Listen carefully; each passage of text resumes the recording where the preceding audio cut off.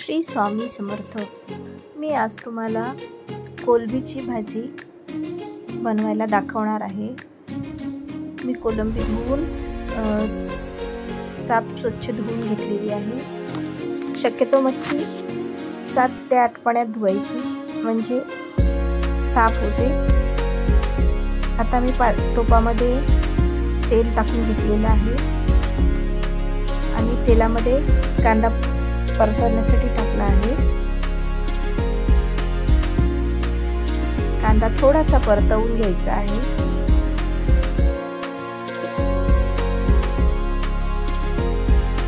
आता मी त्याच्यामध्ये कोलंबी टाकली आहे। कोलंबी तेलावर परतल्यावर थोडीशी लालसर दिसते।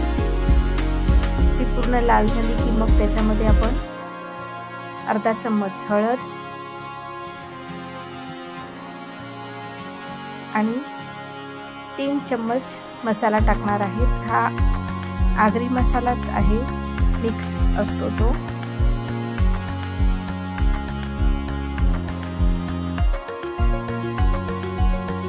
आणि त्याच्यामध्ये 1 चम्मच मीठ टाकलं आहे। आता हे चांगलं हलवून घ्यायचं आहे। तेलावर थोडा 2-3 सेकंद त्याला शिजू द्यायचं आहे। मग त्याच्यामध्ये पातळ कापलेले बटाटे टाकायचे आहेत।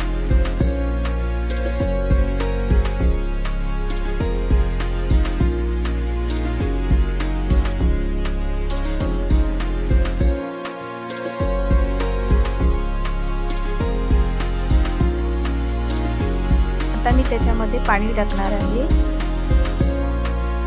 पाणी बटाटे आणि कोलंबी बुडेपर्यंत टाकायचं आहे किंवा त्याच्यापेक्षाही थोडंसं जास्त टाकलं तरी चालेल, म्हणजे बटाटे व्यवस्थित शिजतील।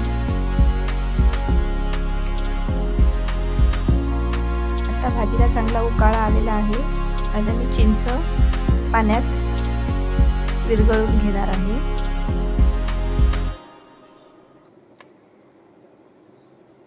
चिंच टाकायच्या आधी बटाटे शिजल्यात की नाही हे कन्फर्म करायचं आहे, कारण जर चिंच टाकली तर बटाटे नंतर शिजणार नाही। ते आधीच शिजले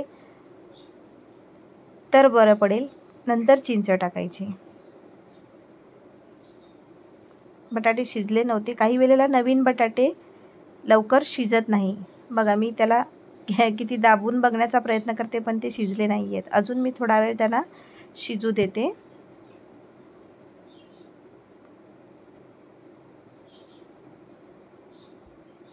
आता बऱ्यापैकी शिजले असतील। आता त्याच्यात चिंच टाकून घेतली की व्यवस्थित मिक्स करून घ्यायची।